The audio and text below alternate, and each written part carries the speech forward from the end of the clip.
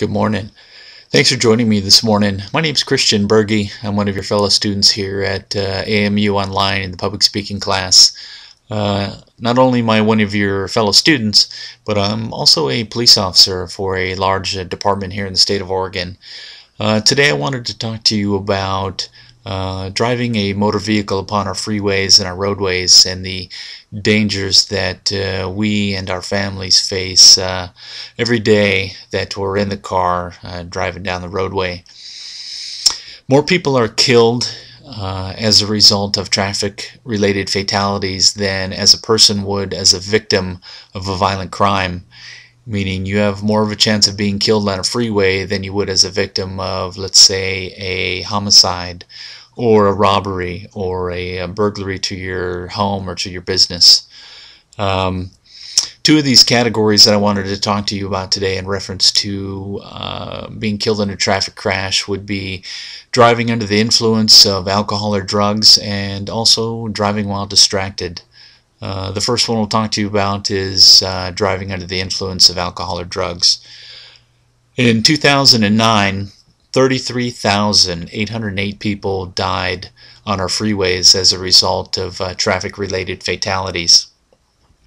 Out of those 33,000 fatalities that we had on the roadway, 13,808 of those were involved with drugs or alcohol. Unfortunately, out of those 13,000, over 2,200 of those fatalities regarding the drugs or alcohol use were children under the age of 12 years of age. Some states have very large fatality rates. For example, California in 2009, California had 3,081 traffic-related fatalities that were found upon the roadways in the state of California.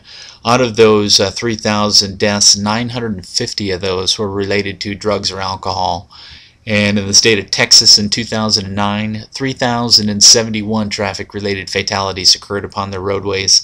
And out of those 3,000 deaths, 1,235 of those were related to drugs or alcohol.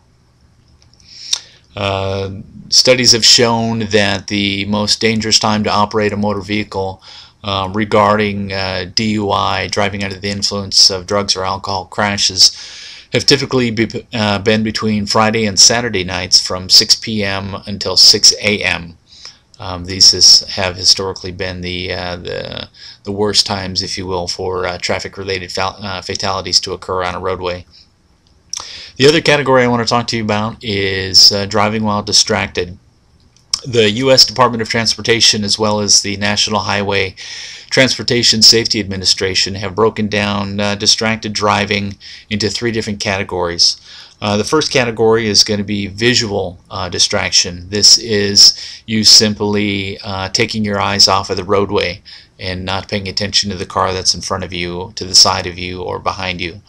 The next one is going to be manual distraction. That's physically removing your hands from the wheel, not keeping positive control of your vehicle at all times while you're driving down the road. And the third one is going to be cognitive distraction. This one is the one where you're driving down the road and you're thinking about a work project that's coming up, maybe an argument you had with your family or your children before you left the home to go to work. That would be considered a cognitive distraction. Out of those fatalities that I told you about earlier in 2009, 5,474 deaths occurred upon our nation's highways that were as a result of driving while distracted.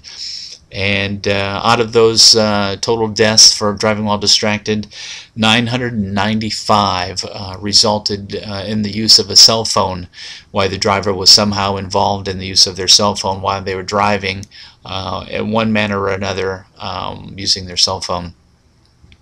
And unfortunately, 16% of those fatalities that we have experienced on our roadways were from people under the age of 20. So I hope this short speech has given you some information to think about, some facts to think about.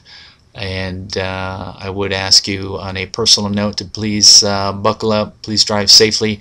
Remember these things that we've talked about today, the figures that I've given you, and drive safely. Have a great night, and we'll see you soon. Bye-bye.